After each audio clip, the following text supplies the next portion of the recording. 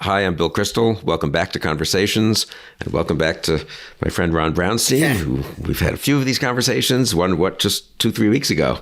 Yes, So we had an election here on Tuesday, and you're one of the leading analysts of it. So analyze. What surprised you? What's most notable? And then we'll go into all kinds of details. Well, I mean, to me, the most notable thing was the uniformity of what we saw. I believe Trump improved his vote share in 49 of the states. The New York Times calculated that 90% of the counties in the U.S. moved toward him. The Center for Rural Studies does one of my favorite geographic segmenting of the counties from the most urban to the most rural, and Trump improved between 3 and 4 points in all 6 of their groupings. I think that suggests to me that we were not looking at an election that was shaped by tactics or, message or the answer that Kamala Harris gave on The View about, continuity with Biden. It was a big shared national experience and a big shared national verdict of discontent and disappointment in the outcomes that they had received under the Biden administration. Obviously, Biden had a lot of successes legislatively and otherwise, but for most Americans, inflation and secondarily the border, I think maybe crime, primarily inflation, overshadowed all of that and allowed Trump to basically gain everywhere, overcoming all of the kind of castle keeps, the last lines of defense that Democrats thought they had built in the swing states. So let's just talk about the numbers for a second on the swing. So I think the California votes, we're speaking Friday morning, California vote, pretty good chunk of it's still outstanding. I think when you factor that, what do you think? 40%. Trump wins the popular vote by 2.5 or so, maybe? I can't do the math in my head of what it's going to be. Obviously, Trump is going to win the popular vote, and as I say, and a majority, right? He's certainly going to be above 50. He's a 3% lead of Harris now, and I figure that drifts down to. Yeah, that's going to drift down. If it's 2.5, and Biden won the popular vote by 4.5. It's a 7-point swing, which is a pretty big swing, don't you think? It is serious. And again, the uniformity of it is really striking. I mean, just, whether you're talking about the most urban counties or the most rural counties, they all kind of moved about the same amount. 3 to 4 points, as I said, in the Center for Rural Studies classification. The New York Times did a thing with a slightly different where they urban, suburban, rural, and they all moved, a comparable amount. This was a big statement, on the part of the country. Interestingly, as we'll talk about in a minute, people went into this with their eyes wide open. I mean, it's not as if the doubts about Trump have evaporated. They are there very clearly in both the exit polls and the vote cast. But as I said in The Atlantic this week, when people are unhappy with the status quo, they are willing to risk an unpredictable future rather than voting for continuity with an unacceptable present. And we have a lot of precedent for that, as we'll talk about. And I think this really fits into that. I mean, there are questions about the cultural positioning of the Democratic Party and, what's happening with different groups in the electorate. But the big story is that Americans were deeply disappointed in the outcomes, particularly on the economy because of inflation that they got from Biden, and they voted for change in that context, as they have always done before. When, Bill, when you see the level, the approval rating for Biden was only around 40%, around 60% disapprove. Somewhere between 2/3 and 70% of voters said the economy was in bad shape. And in the exit poll, 46% said they were worse off than they were 4 years ago. Only about half that said they were better off. There's just no precedent for the president's party holding the White House amid those kind of attitudes. And there was reason for Democrats to hope that they could surmount those attitudes in the states where they could make the case against Trump and Trumpism. And in fact, that kind of worked. That did work for them in 2022 when the attitudes were similar. But this time it didn't work. This time when it was not about electing governors or senators who were one step removed from those decisions. And it was about electing a president who voters, I think, attribute give agency on economic policy.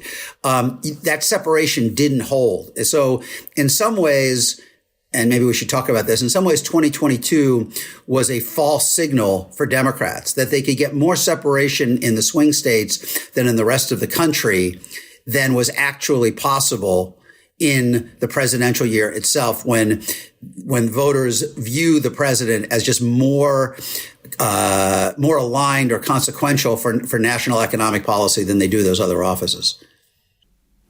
So let's talk maybe about Biden and Harris for a minute, and then about Trump and the Republican side for a minute, because I think it's so interesting how much of this was candidate dependent and how much maybe wasn't, and was just incumbency to which party is the incumbent party dependent. And the FT had a piece that's people notice that every incumbent party has basically either lost or certainly lost vote share in the last year. Yes. And so maybe just pandemic, inflation, and a world in disarray just hurts you, and that's that. But I feel that it's more incumbent dependent than it was candidate dependent. I mean, 2/3 of voters said the economy, as I said, was in fair or poor condition, and 70% of them voted for Trump. Could they have been persuaded otherwise about the economy, do you think? I mean, there are objective indicators that it's not in such terrible condition. Yeah. Let me come back to that in a second, because I just want to give you the other stat. I mean, 3/5 of voters, 60% of voters said they disapproved of Biden's performance, which is mostly the economy, but also encompasses other things like the border and crime and just kind of general malaise. And 80% of them voted for Trump. Right. I mean, the 46% of people who said they were worse off than 4 years ago, over 80% of them voted for Trump. 40% said inflation was the most important issue, and they voted over 2-1 for Trump. Could they be persuaded otherwise? Well, obviously there are a lot of positive economic indicators from the Biden years. Very strong job market, a very strong stock market, historic levels of investment in new manufacturing facilities, many of which will now come online, and you'll see Trump taking credit for, which is kind of a striking irony in all of this. But I think from, what we saw, it was no surprise that, because what we saw throughout the Biden presidency was that when you asked voters what was the main measure by which they were judging the health of the economy, it was inflation. And even though inflation has moderated substantially, that big run up in prices in 21 and 22, that roughly 20% plus increase in groceries. And I think what is rent? 30%, I think, cumulatively under Biden. That I think was, insurmountable. I mean, that really becomes, to me, the critical factor in this election. Voters recognize the risks in Trump, but they felt that staying the course was riskier because of their discontent with the way things are. Now, the issue of whether Trump's agenda is going to improve any of that is a very different question. But historically, when you have a president that is unpopular, and he is running for re-election like Carter, H.W. Bush, or Trump in 2020, they lose. I mean, they always try the same strategy to say, well, let's not look back. Let's look forward at the next 4 years, whose agenda is going to be better for you. And it's never worked. I mean, it's just, people are, it's hard for people to conclude that you are better for them over the next 4 years if they don't think you actually have been. Right? Better for them over the 4 years you're in office. The part that I think isn't discussed as much is that even if the president chooses to or has to step aside, if you have an unpopular president, we just don't have a precedent for his party holding the White House. When Truman left in 52, Republicans won. When LBJ left in 68, Republicans won. When W. Bush left in 08, Democrats won. And I think this election very much falls in that lineage. Yeah, that's awfully interesting and important. I mean, one thing so one could say, well, maybe Trump could have been.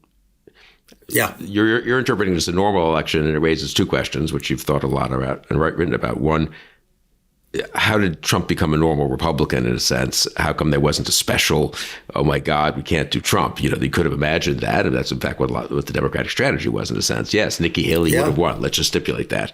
But that doesn't mean Trump necessarily wins, or does it? I mean, that's one question. Right. And the flip side of that is Doug Sosnick, our friend, who was Clinton's political director, really was struck a year ago when the retrospective evaluation of Trump's presidency, especially on the economy, started to improve. And it ended up pretty high, actually. Yes. And well, in fact, the fact that he was an ex-president. Go ahead. Yeah. In the VoteCast, Trump's retrospective job approval was 50%, and Biden's only like 41 current job approval. Yeah, tell people what VoteCast is the.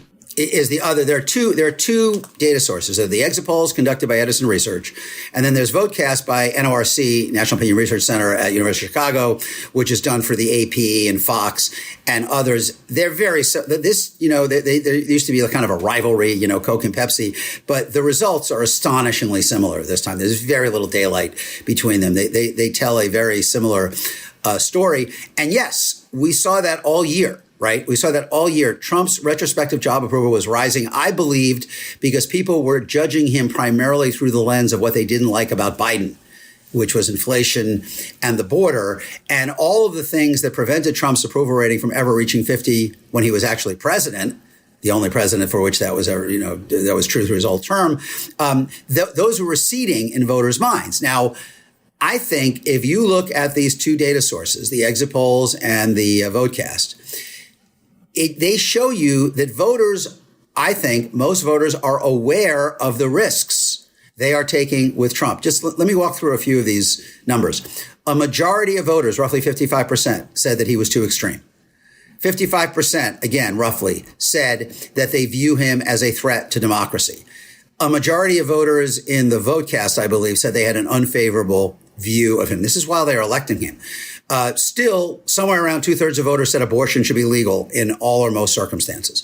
A majority said they oppose mass deportation and believe undocumented should have a chance to apply for citizenship.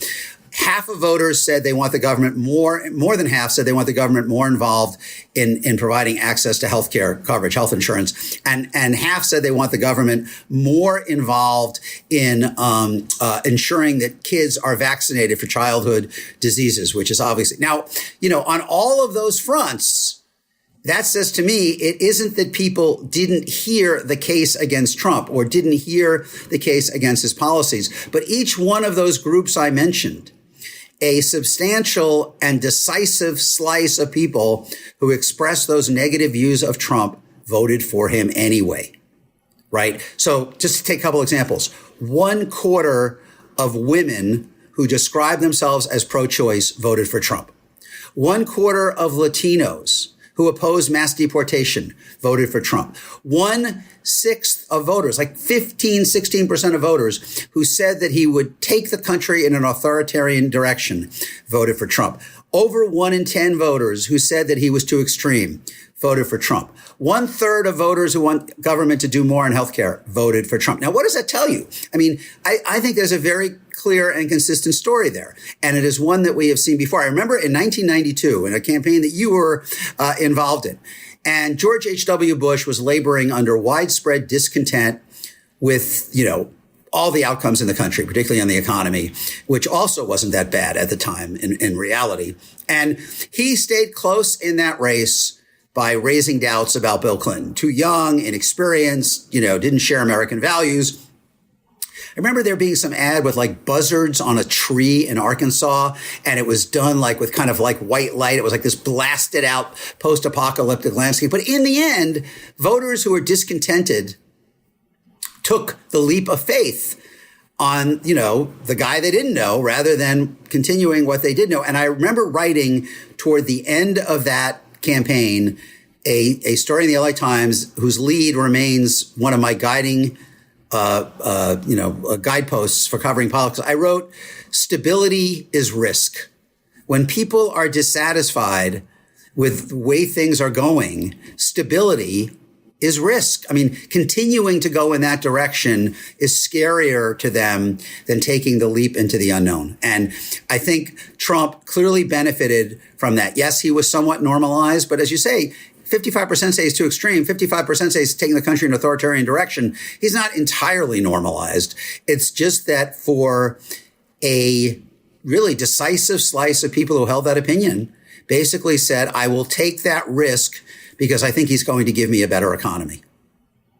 I think, two things, I guess. I want to talk about how much of the Biden problem was also just age and sort of things being out of control as opposed to literally the economy. But on Trump, don't you think he was helped a lot by being the ex-president? I mean, somewhat ironically, right? He was defeated as president, but I think for people who raise the risk argument, and God knows people like me tried to a lot, and our enterprises I'm involved in tried to. One of the obvious answers, well, he was president for 4 years, and it was a mixed bag, but it wasn't terrible, and in fact, the economy was good. And as you said, the retrospective job approval for Trump went up. So he sort of had the best of both worlds. You want change? Trump, change. Biden, Harris, incumbent. You want reassurance? He was president for 4 years. We're not talking about a shot in the dark with some guy who no one's ever, seen in office. So I don't know. I feel like that was underrated as an advantage of his. Yeah, absolutely. I think you're absolutely right. I mean, I think for that group that I'm talking about, the 1/4 of pro-choice women who voted for him, or the 1/6 of people who said that he would lead us in an authoritarian direction who voted for him, I think they are basically saying, well, he was president for 4 years, and there were rough spots, but the country survived. And they didn't believe that it could necessarily be worse this time on the things that they don't want. I talked to a woman who runs a group that studies basically white women. They do tremendous research, data polling, and focus groups. And she said that, talking to blue collar white women in the fall, they would reject any of the extreme possibilities about Trump, even when they came from his own mouth, because it was too much cognitive dissonance. They believed he was going to give them an economy that was more secure and stable for them. And they just did not want to accept that these other things that they did not want him to do might come along, might be part of the package. But they are part of the package. I mean, that is the reality. I mean, you don't get to order this is a package deal. You don't get to order off different columns in the menu here. If you are voting for Trump because you think that somehow he is going to bring prices down when, I think all economists agree that his tariffs risk moving prices further up, not to mention if he really goes ahead with mass deportation, what that will do to prices. But even if you believe you are going to get lower prices, you can't.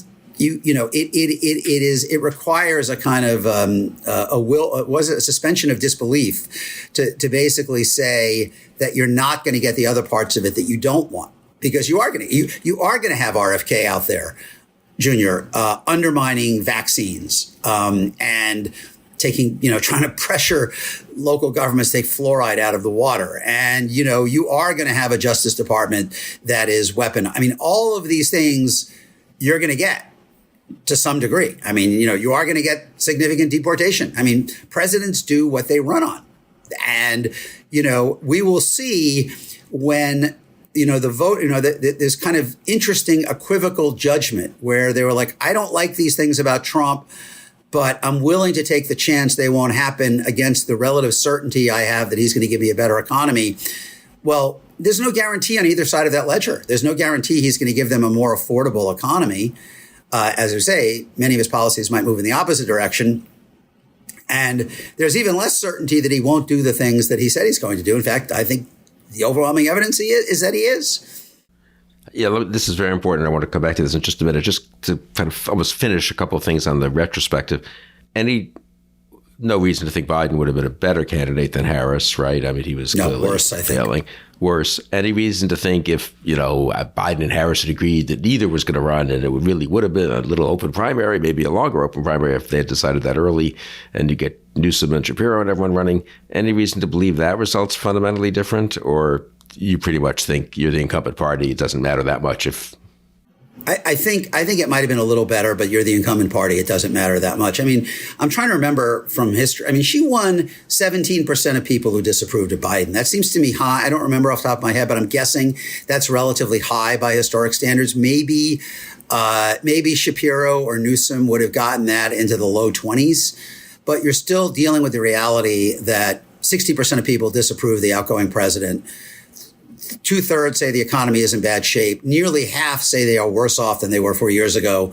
And whether the incumbent president is running for re-election or stepping aside, there's just no precedent for his party holding the White House amid that collection of attitudes.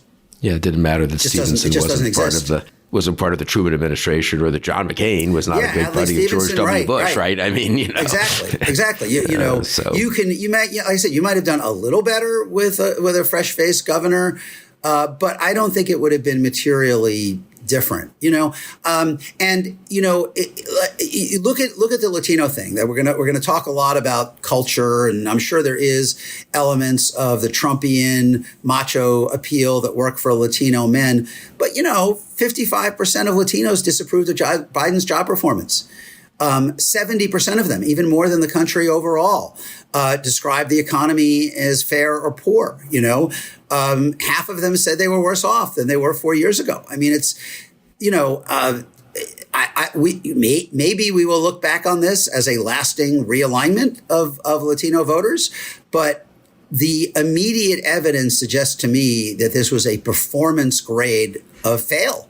People just, again, Biden had a lot of successes on the economy. For people living paycheck to paycheck, inflation just overwhelmed all of that. And I think that's what we saw. And somebody completely outside the administration might have done a little better, but not enough to change. Look, I mean, maybe the counterfactual is that look at Trump. I mean, as we're saying, I mean, people did not entirely normalize Trump. They did not. And yet he basically got what the out of party, the party out of the White House gets when people are discontented. So they were willing to, stomach even the Trump risks in their desire to cause a change in direction. I'm not sure, given that, I'm not sure that switching to a governor really would have changed it very much. Say one word about, more than one word about you've been you've emphasized so much, and you have the numbers, I think, at your fingertips of the different groups: white non-college men and women, white college men and women. How did those end up, and any differential movement among them that's interesting from where we were in 2020, or where we've been going over the last decades? So, as I said, we have these two data sources, the exit polls and Votecast, and they are incredibly similar to each other. It's a little hard for me to square what they are telling us in demographically with what we saw geographically. I mean, geographically, we saw this uniform swing toward Trump, right, in urban, suburban, and rural. In the exit polls, there is virtually no change among white voters. I mean, virtually no change between 20 and 2024 among white voters. Not only, so basically, maybe she is down. Are very tentative, right? I mean, exit polls have to be adjusted when they start matching it with the voter file and the real vote. There are other, but they have been adjusted. Problems. I mean, they've been, and Votecast is a bigger. It's 110,000 sample. We'll get the Pew validated voters and the Catalyst analysis later on, and people have a little more faith in those because they're tied to the voter file. But at least what we see from the exit polls and Votecast. And, Votecast, people like Votecast. People are kind of up and down on the exit polls. People like Votecast. But as I said, in this case, Votecast and the exit polls are telling us, let me just give you the couple numbers. In 2020, I'm going to do apples to apples, okay? In the exit polls, Trump won white voters in 2020, 58-41. He won them 57-41 in the exit polls this time. In the Votecast, last time he won white voters 55-43. And he won them 55-43 this time. Non-college whites in the exit polls went from 67-32 Trump to 66-32 Trump. In the Votecast, there was a little movement. Last time he was 62% among them. This time 64. But among the college whites, better in the exit polls than last time. Essentially the same in Votecast. So among white voters, it nets out to very little change. I mean, that can't be right, literally, no right? Because we know the actual vote moved, let's just say 6.5% or 7%. Well, there's not enough potential movement among blacks and Hispanics to move the actual vote by that number. Yeah, it's hard to square the story. The vote among non-white voters in both of them did move substantially. I mean, they both moved around 7 points. Toward Trump. But that's 7 points of 30%. So but it's 14 points in margin. Oh. So 14 points in margin is like what at a 30% is like a 4.5 point swing. So it might account for half the movement, I guess. Yeah. Or more. I mean, I don't know what the final swing will be. It might be 6 like if it's 5. Anyway, what the exit polls and Votecast are telling us, and I think the results will tell us, is that there was much more movement among voters of color than there were among white voters. I mean, Hispanics the most. I mean, a significant decline in both, a more modest but real decline among black voters, especially black men in both. And, the Hispanic men, in particular, dropped substantially. But there was also a drop among Latinas for them, not so much among black women. Among whites, even in all 4 groups, not, again, in both the exit polls and the Votecast, not a big change. She didn't really lose ground. She lost a little ground among non-college white men, maybe a little ground among non-college white women, gained a little among college white men, may have gained slightly among college white women. But it nets out to, no change. But more importantly, all of those swings weren't as big as they might have been. I mean, they were kind of muted in both directions, positive for Trump and positive for her.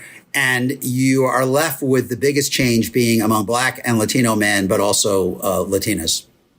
And the gender gap doesn't increase, right? Gender gap does not increase. In fact, she wins women by less than not only Biden, but less than Hillary. Yeah. In 2016. And he wins men by kind of like, he wins men by 13 points in the Votecast, in the exit polls, and by 10 points in the Votecast. That's more than he did last time, no doubt, but not like, not a not a kind of blow the doors off number. I mean, not something that really leaves you surprised. I mean, we were looking at, there were pre-election polling that was like he was going to win men by 15 and she was going to win women by 15. And we did not get anywhere near to that kind of gender gap. In this sense, I mean, all the demographic story and the geographic story, I basically point to a common set of experiences and verdicts that transcend a lot of boundaries. I mean, more women describe the economy in negative terms than men.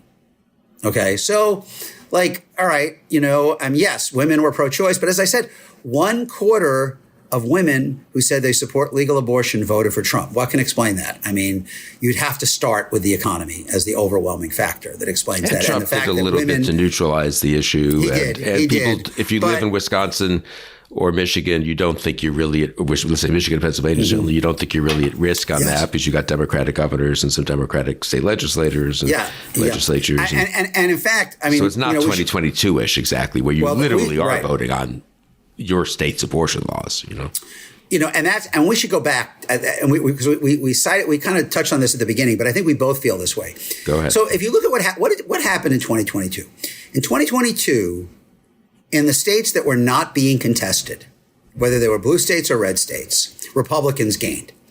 And in those states, the general discontent over the economy and Biden basically provided an updraft for Republicans, right? Whether it was New York or Texas or Florida, they gained.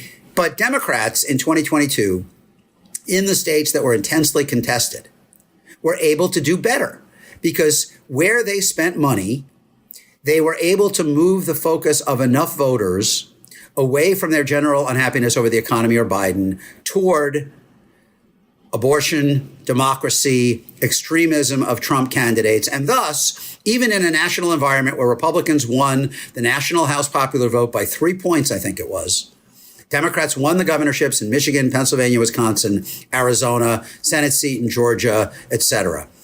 That was the model that seemed possible in 2024, and which I certainly thought was possible for them in 2024. So the analogy would be, yes, Harris's lead in the national popular vote would decline substantially from Biden's because generalized discontent over Biden and the economy, which was undiminished from 22, would allow Republicans to gain in the places that neither party was seriously contesting.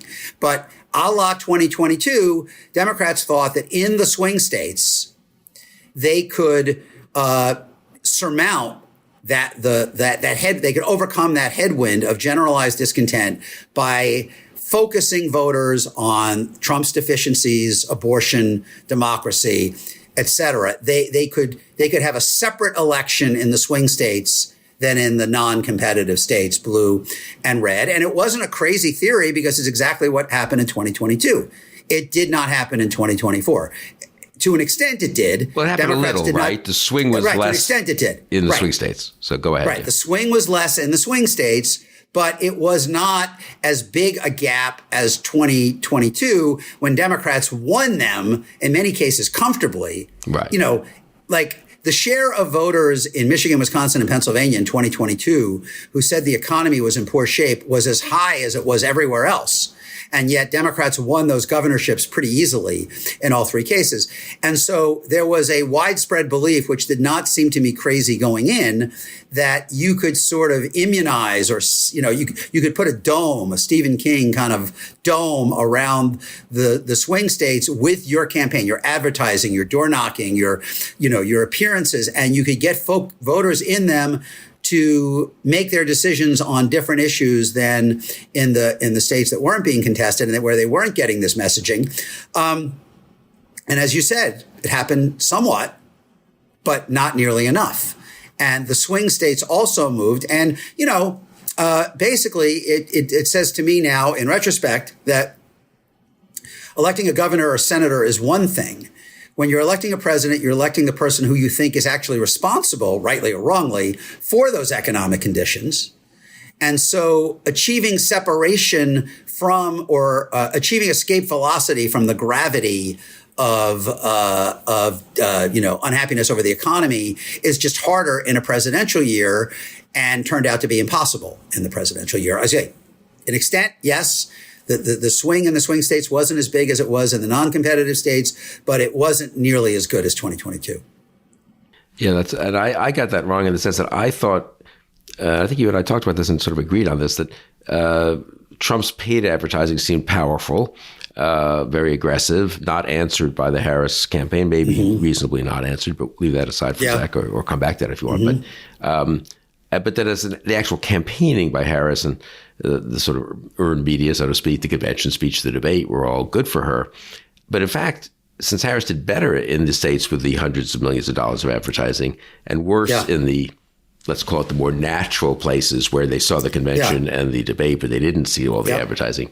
I think A, was just wrong about maybe the paid advertising, or at least B, as you say, that the margin got reduced in the swing states where there was all this campaigning and advertising.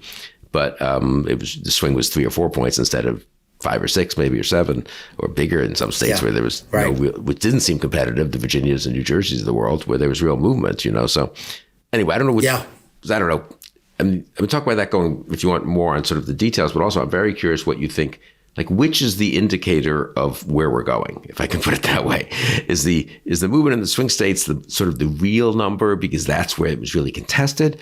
Or in a weird way, could you argue that the New Jerseys of the world, where there wasn't that much contestation, and the voters kind of just voted what they naturally thought and wished, is in a way a better example? You know that you're not going to be able to sort of drag voters back a little bit the way the massive door knocking in those swing states did. I mean, which is the future? Which is the better?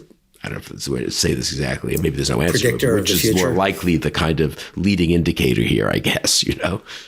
Well, I think rather than the leading indicator, I take it as performance basically will influence both.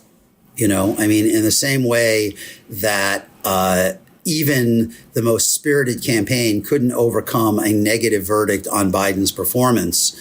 If Trump is a success, Republicans will be in a very strong position in 2028. If in fact he goes ahead with massive tariffs and mass deportation that cause inflation to spike again, to start going back up, and if he pursues a series of these policies that people continue to express reservations about, but kind of hope wouldn't happen, or told themselves la la la la la wouldn't happen, I think the cultural gains among Latino men are probably real. But I think that the fact that the decline was so uniform says to me that it was bigger than anything targeted at any one group, right? It was essentially a shared national verdict on the past 4 years. And I think that if that's the cause, if that's the driving factor, then the shared national verdict on the next 4 years is going to be the most important factor in 2028. No, that's really helpful, and I think important because, and the way one person put it to me yesterday is, it's easier to be an authoritarian demagogue out of power because you take advantage of everything people don't like. And in Trump's case, some of the negative side of being as authoritarian or as demagogic was muted by the fact that he was an ex-president, and maybe muted by other things as well, or by wishful thinking, or by the rest of the party saying he was fine and therefore reassuring people and so forth. But you do have to then govern, and a lot of authoritarians have had a rough time governing, and then at the ballot box, assuming they let there be another ballot box election. Orban is the one that the American conservatives, American Trump types are so interested in because he's actually been sort of successful at pulling it off in a way that Bolsonaro and so many others haven't been, right? I mean, that they turned out it was very hard for them they paid a price the way they exerted a price when they defeated their predecessor, and then they paid a price. And I guess, that's just worth talking about a bit. Do you have a sense of which policies matter the most in terms of Trump's success or not? And I guess, how much is he invested in these things as opposed to the moment the stock market has a hiccup because of tariffs or even deportation? Trump thinks, I can't do that. I know what side of, what's the metaphor I'm looking for? What side of my bread is buttered on here? I'm not. Stephen Miller can want to deport all the people he wants, but I do not want a drop in the Dow by 10%. I don't know. What do you think just about, you've watched Trump closely. Well, where is he in this? I think overwhelmingly Trump, there's obviously somewhere in the mid 40s, low 40s of the electorate who wants him to do all of the most extreme things he's talking about. But the voters who elected him mostly want him to provide an economy that gives them more stability and breathing room.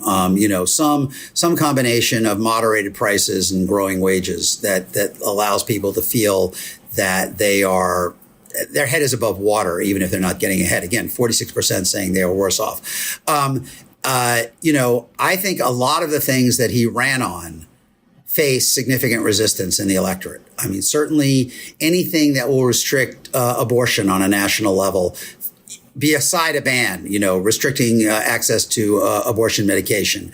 Mass deportation in the exit poll had majority opposition, and that's before the first pictures of a mother and daughter being herded onto a bus, a van, or much less in one of Stephen Miller's, fever dream internment camps that he wants to build. Don't forget, the Sunday before the election on 60 Minutes, while most of the attention was focused on the island of garbage, joke.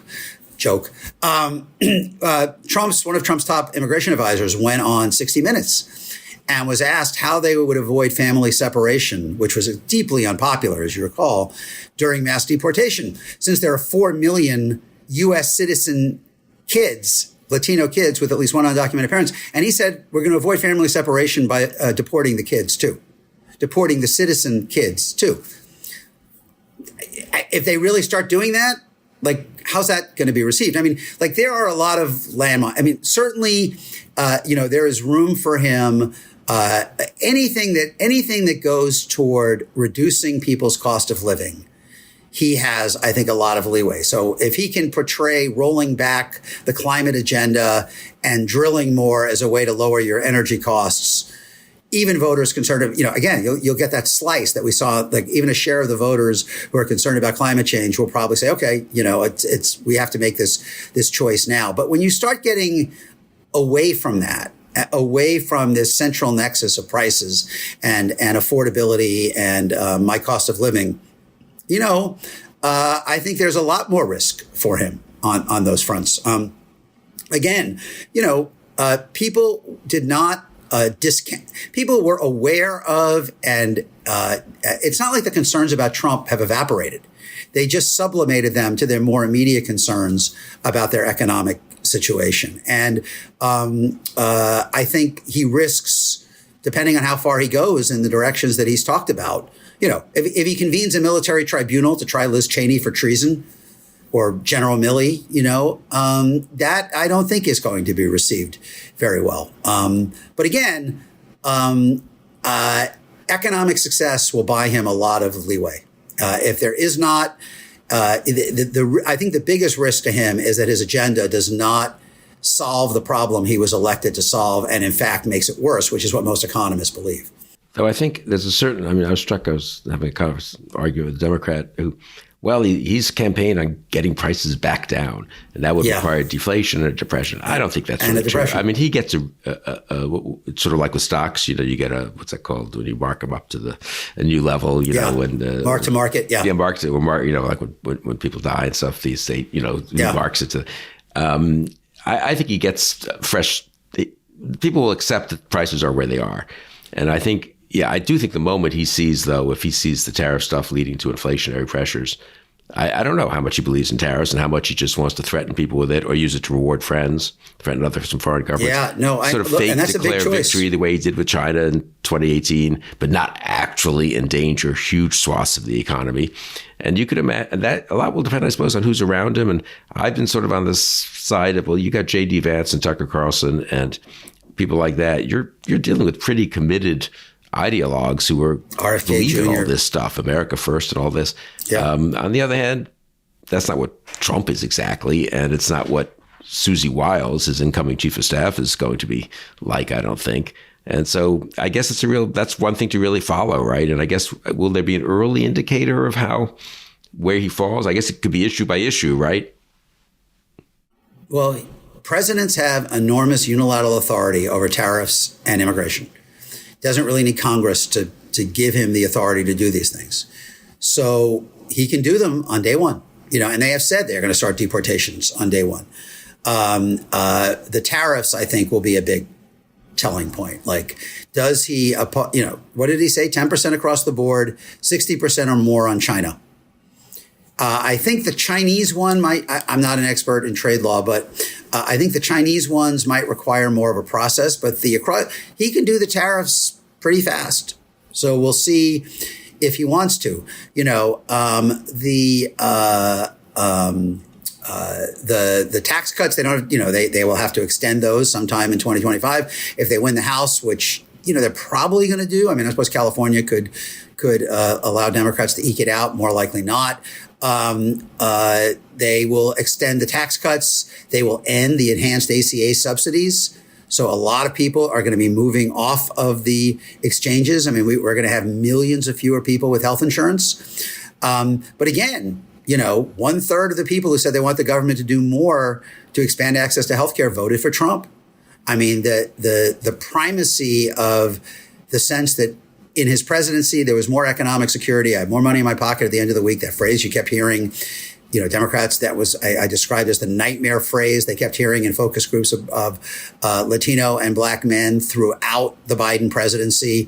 Yes, Trump's a racist. Yes, he disrespects women. Yes, I worry that he would threaten American democracy. But if I'm being honest, I had more money in my pocket at the end of the week when he was president. I mean, how many times I have heard that from political consultants in both parties, that they heard that in focus groups of non-white men. And that proved true all the way through Election Day. I mean, I think you mentioned the ACA thing, the Obamacare subsidies. It's interesting to see. That would be a kind of an interesting test. There's going to be a tax bill. There has to be, Mr. Tulls. Yeah. And traditionally presidents, that's the one issue I would say, a new president who takes over from the other party almost always gets his way on absolutely. One or two very big pieces of legislation, and they're almost always taxes because that's kind of an obvious one to do, and also you can do it through reconciliation and so forth. So that would be Reagan 81, and it would be Bush in 2001, pretty even Obama and Trump 2017, Obama, and then Trump in 2017. So I guess Biden more on the spending side, but they get the big victory, less tax change. But he ultimately got it. It took a while. if I were, I wonder how much Trump privately he's going to get the tax cuts he wants. He's going to make his wealthy supporters very happy. He's going to make Wall Street happy, presumably. Might make some middle class people happy. I wonder if he just throws the ACA stuff off forgets about it. It's not as if there's no possibility of a few Republicans, especially in the House, where their margin will be pretty small. But even in the Senate, I don't know, does Dave McCormick really want to vote for that? Maybe in Pennsylvania, maybe he just decides, you know what, well, why can't we just have a compromise on that one issue, right? That would be interesting test in a way of where Trump is in terms of some of these more ideological promises, I think. Yeah.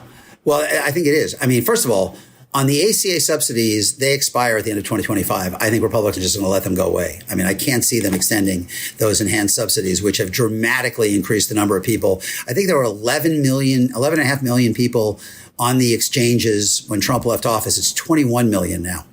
That's 10 million more people covered. And that's because of the enhanced subsidies. And he will, I think, certainly let them expire. The bigger question is, do they go after the ACA again in the way they did in 2017, trying to unravel the risk sharing? And even more important than that, do they block grant Medicaid and cut it? That's been a goal of Republicans since the 90s. It was at the center of the government shutdowns under Clinton. House Republican, would a 221 seat House Republican majority block grant Medicaid? Probably, and are there 4 Republican senators who would vote against it if McCormick ends up winning, which seems like he will. We know Murkowski and Collins wouldn't block grant Medicaid. Maybe Tillis, maybe McCormick. I don't know. I think the pressure, I could see if they get to 53 senators, a very serious threat of substantial cuts in Medicaid, and block granting of Medicaid, and literally millions, probably 10 million or more people without insurance at the end of the Trump presidency than today. Yeah, I think I've been a skeptic that, given that Trump is winning with this big swing and is going to bring in Republican senators whom he's mostly running ahead of, so they will feel like they're indebted to him. I don't know if he's running ahead or Harris is running behind the Democrats, but either same effect in this way, I suppose. And let's assume it's 221, 222, I think, in the House, so a very slight margin. Maybe they'll pick up a seat from where they are now.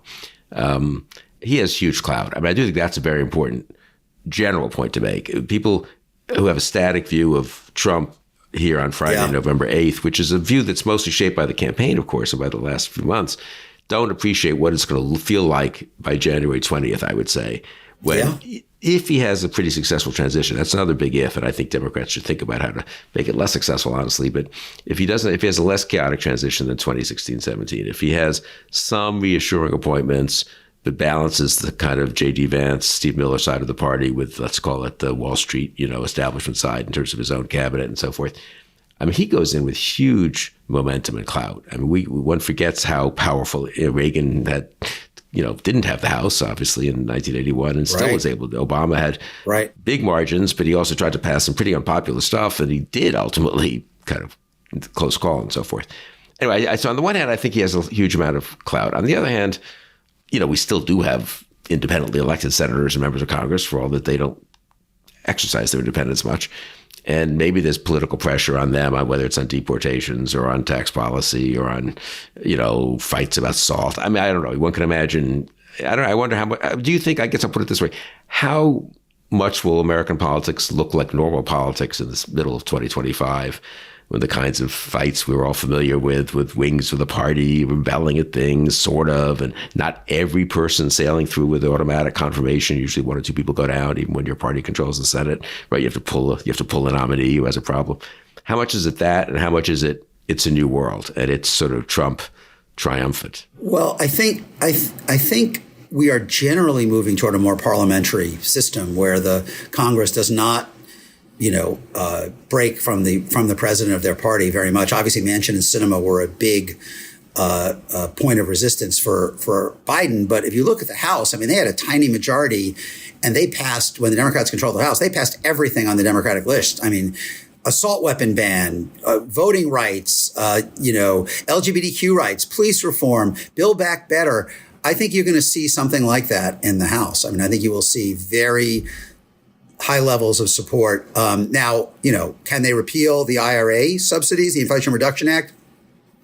subsidies when the vast majority of that investment is going into Republican-held districts. That might be a bridge too far. But I think they will be able to pass a lot. There isn't that much that they want to pass, though. I mean, it's like, often for Republicans, cutting taxes and confirming judges are the main things they want out of Congress. Again, maybe block granting Medicaid, which would be a big accept. That's something Republicans have been trying to do for 30 years. But as I said, I think the most important things that he ran on, he can do himself. Deportation and tariffs. What compare and maybe more domestic oil drilling? I mean, what else is there in his domestic agenda that he said that he wants to require every police department in the country to do stop and frisk as a condition of getting law enforcement aid. Maybe they will try that. Mike Johnson co-sponsored a national "Don't Say Gay" bill. Maybe they will try that. More likely, they will, Republicans don't really generally put a lot of premium on passing sweeping new. They might try to pass a national voter ID law. They might try to pass, after Democrats fail to pass legislation expanding voting rights on a national basis, they might try to pass legislation imposing some of the red state restrictions. But unless you're going to end the filibuster, they're not going to be able to do that either. So if I had to guess, the legislative activity centers on what they can do in the tax/reconciliation bill and confirming judges and maybe justices if they can convince Alito or Thomas to step down before 26, which I wouldn't be surprised if they can. And then the biggest changes from Trump will be administrative. Deportation, tariffs, drilling, and on the other side of the ledger, a lot of his various threats towards civil liberties and civil rights. Also, I'd say the civil service reforms. They're going to be intervening. Yeah, civil service reform. They're going to be intervening in cases, against racial equity or diversity, against private sector companies that are doing DEI. They'll probably use the Securities Exchange Commission to go after that. He said he wants RFK Jr. to go wild on the healthcare system. And, wild can get pretty wild with RFK Jr. One thing on that, interesting, he said the day before we're talking that he doesn't want to revoke the legal status of any vaccines, but he wants parents to be more educated about the risks. CDC reported last year that I'm not a epidemiologic public health specialist, but CDC says that once you get to 5% noncompliance with public school vaccination mandates, you start running the risk of outbreaks. We're at 3 now for many of the major childhood diseases, 3% noncompliance. If Donald Trump gives RFK Jr. a platform to make the case against vaccines, what are the odds that some more parents, really on both ends of the spectrum, but especially the conservative, say, well, hey, the president says we shouldn't be doing this. And you start moving into the danger zone where the 93, 94, 92% of parents who want kids vaccinated in public schools suddenly are faced with a situation where their kid is now subject to an increased risk of outbreak because of the influence RFK Jr. had on parents, the parents down the block. Again, that's what I was talking about. Performance is going to matter a lot. If vaccination compliance goes down and we get a few outbreaks, a few measles outbreaks, what will that mean in the 2026 election? I mean, it'll mean something. Again, people sublimated all of those concerns to the idea that Trump could produce an economy that would be more stable for them, give them more security. But doesn't mean they're necessarily on board with undermining vaccine compliance. And again, what actually happens is going to matter an awful lot. Yeah, I think that's true in other areas too. How much is the Justice Department weaponized? How much is there intervention in military promotions? How much publicity does it get? There's a scenario where this is more Orban. I'd say you operate sort of beneath the radar in a lot of these areas. Mm-hmm. Now, Hungary is not the U.S., and so you can do a lot of damage by taking over universities and media in a way a little harder to do. Right. You could intimidate people. You could pay off your friends. You could do a lot of things that you and I would not like, I would say, as a matter of good public policy or good governance. But would kind of stay beneath the radar of causing a rebellion among your people who voted for you. And then there are things that, and you start to predict actually what goes over the line, right? It could be one symbolic thing almost that goes over the line more than the family separation. Right. Family So, I mean, it's an separation interesting in his first term, 5,000, by the way, family separation was 5,000 kids. Yeah, Okay? right. So It was tragedy. It was 5,000, huge backlash. As I said, there are 4 million U.S. citizen children with at least one undocumented parent among Latinos. And I think there's about another million, Bill, of other nationalities of kids who are citizens and have at least one undocumented parent. How many cases of either separating the kids from the parents, making the kids into orphans by deporting their parents, or attempting to also deport the U.S. citizen kids, which theoretically would face, obviously face legal questions. I don't know. Is John Roberts going to stop Donald Trump from doing that if it comes to that? Is John Roberts going to stop Donald Trump from doing anything if it comes to that? And I'd say, just to add to that, and then I want to actually with the Democrats as we close. On foreign policy, I think it's a very similar thing. You could do, in my opinion, a lot of damage, make the world less stable, help our allies less, help bad guys more, without having an obvious, though, quite tipping point, Or you could have, we pull aid from Ukraine, it starts to become, they start losing territory and maybe more and more. And suddenly there's kind of genocide almost in these territories. What does that look like to American voters? I know they don't care about foreign policy and blah, blah, blah. But still, at some point, people look up and say, wait a second, this is not what we were sort of promised to kind of end the conflict, not not acceleration of Putin's, kind of barbarous actions. So, and then to nothing of China, Taiwan, and so forth. So, it's, or Iran. And I don't know, I feel like there's a lot of places where, yes, of course, hard to predict. Talk about the Democrats for a minute. What do they do? How much, once they get through all the, recriminations and complaints and, excessively complicated analyses, is there rethinking? Is there a generational shift? Is it just kind of, well, we're not going to be the incumbent, so we can just be against Trump and probably be okay? What do you think?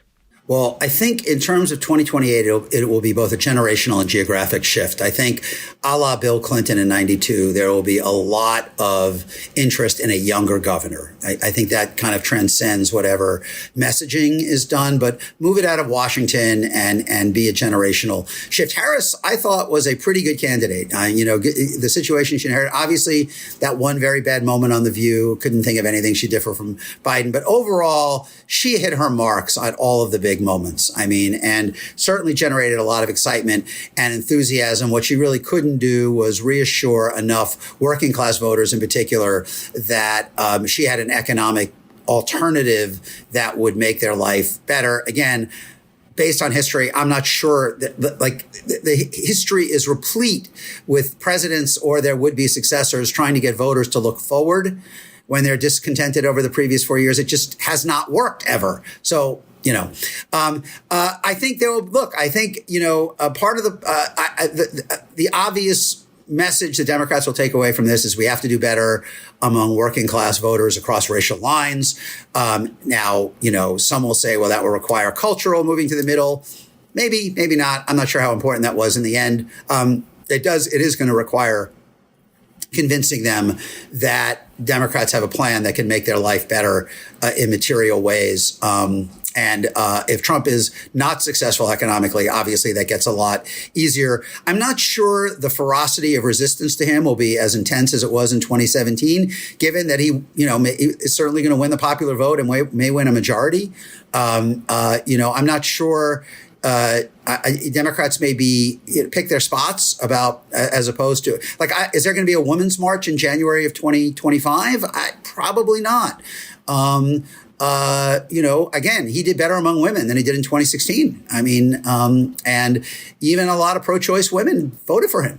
A quarter of pro-choice women voted for him.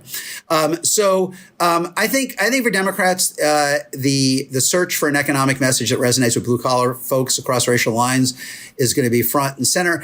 Again, it's not entirely clear what that would be. Biden did execute and achieve a significant recalibration of the Democratic economic message.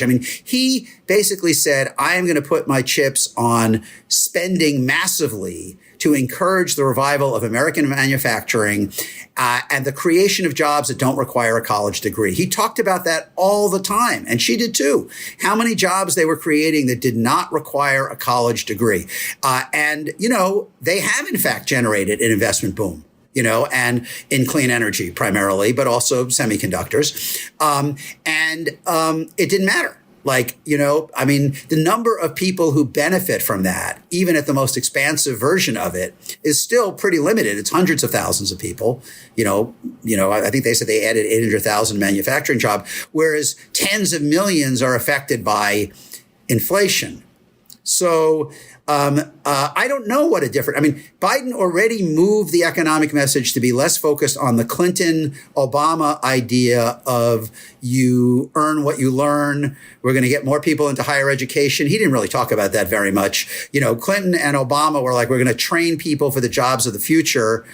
And Biden was like, no, we're going to create jobs that will allow you to lead a good life without a college degree. And that didn't work. Even though he kind of did it. He did do it, right? Look at that Intel plant going up in Ohio, or everything that's going up in Georgia or in Michigan and in the clean energy space. And it didn't really matter that much, And again, I think inflation was the biggest part of that. But the one thing I think you can feel pretty confident about is there will be a generational and geographic change. And hard to imagine a senator being the nominee in 2028. Hard to imagine it won't be someone who's younger, Shapiro, Whitmer, Newsom, people like that, Bashir. I think they're all going to get a lot of discussion. Probably won't be a woman. Might be Whitmer. Because she's got the other thing of kind of heartland authenticity. But the fact that you've had two elections in a row where there were a substantial core of white women who appeared, non-college white women who appeared reluctant to vote for a woman as president, tended to kind of fall back into the belief that they are more likely to be kept safe by a man. That's something that's out there. And presumably Trump, assuming he does respect the Constitution enough not to run again, or he's just old enough that he won't do it. Yeah. I guess there's also a bit of it's not so obvious that, so much depends on how the administration goes, I guess, at that point. By the way, we never talked about that. Trump showed clear signs on the campaign of cognitive decline, right? Without a question. Just the debate. He couldn't complete a thought. In many of his rallies, he just, came up with the weave to explain why he could not complete a thought. You could argue that he's 78 now, right? Isn't that what Biden was when he went in 2020? Yeah, it's almost a tiny bit older than Biden was when he won. Yeah. And I would argue to you that he looks to have more challenges than Biden did when he started. So not inconceivable to me, in a year or 18 months, a lot of voters look at Trump and have the same questions they did about Biden. Like, is he capable of doing this? And not saying that will happen, but if that does happen, it certainly seems possible. What is the effect of that over an extended period of time on the GOP's position heading into 2024? If in fact that deterioration, which I think was clearly evident at points during the campaign, continues. That was a problem. Biden's age became a symbol of weakness and out of touch and feeble. People don't see Trump as feeble, but there are already concerns in the electorate about whether he's too old to do the job, and he's just starting. Yeah. No, I think it is kind of amazing how many imponderables, for all that this was a big election, which I think has real consequences and implications, as you say, a big national swing, as we both said. On the other hand, there's so many imponderables, and you sort of don't know. It's entirely possible it's a slightly bizarre one-off, and it's entirely possible we're at the beginning of a new era in American politics, or maybe we're at the beginning of a new era, but it's not the era we think it is 2 days after the election of 2024, right? I feel like I just go back to the uniformity of this says to me that it's performance-based above all, rather than any particular message targeted at any particular group. And I think the legacy Trump leaves behind, if in fact he steps aside, and we shouldn't even be laughing about that, the legacy Trump leaves behind will be shaped by his performance. Yeah, no, that's such if people think he does not deliver on the better life that he promised, and or that he has disrupted American society too much.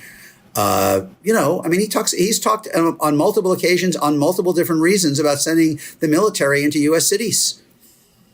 I think people discounted that because they, again, like that analysis, they want to believe he is going to give them a more stable economic situation. And therefore, they kind of push out of their mind anything that would cause them to hesitate about voting for that more stable economic situation, because that's what they really want to do. So I don't, I don't want to hear that he's going to send the military into Chicago, or that he's going to round up political opponents, or he's going to separate kids from their parents in industrial scale. I don't want to hear that, because I want to get the benefit that I am expecting from him of a more stable economy, a more secure, more economic security.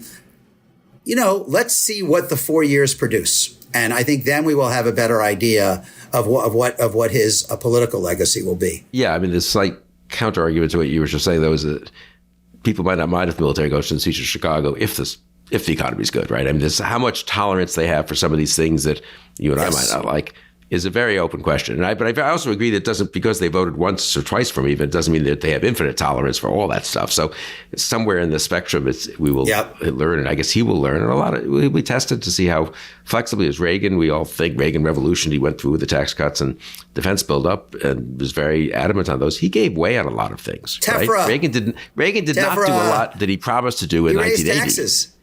He raised taxes in 1983. But also big Social Security. I mean, all this conservative critique of Social Security, having to make a deal with Tip O'Neill, the abortion stuff. Of course, he talked more of a game. Sandra Day O'Connor. I mean, the degree to which presidents have to pick what they want to be adamant on and what they don't that'll be very interesting to see with Trump, I think. So, a lot to follow in the next 4 years. But kind of you know where to find us. But also just to finish up, I mean, kind of an unexpected and somewhat startling result, I've got to say. Don't you think? Yeah. Well, the magnitude of it, was startling. I mean, and again, I think everyone expected that in states that weren't being fought, Trump would improve, whether they were blue states or red states, because you can't have 75% wrong track, 60% disapproval of the president, and not have an erosion of his party's position. But the idea that you could hive off or put the swing states under a dome, and in those states, you could counteract the underlying trend by spending money to focus people on what they didn't like about Trump and the Republican Party. That worked in 2022. It worked to a slight extent in 2024, but not nearly to the extent they needed. And essentially, we saw a nationwide uniform verdict that voters were dissatisfied with what they got over the past 4 years, and whatever doubts they had about the alternative, that seemed to them less risky than continuing on the course that we are on. And as we have seen in elections like, Carter, H.W. Bush, replacement of Truman, replacement of LBJ, replacement of Bush, stability is risk to most voters. And that's what we had.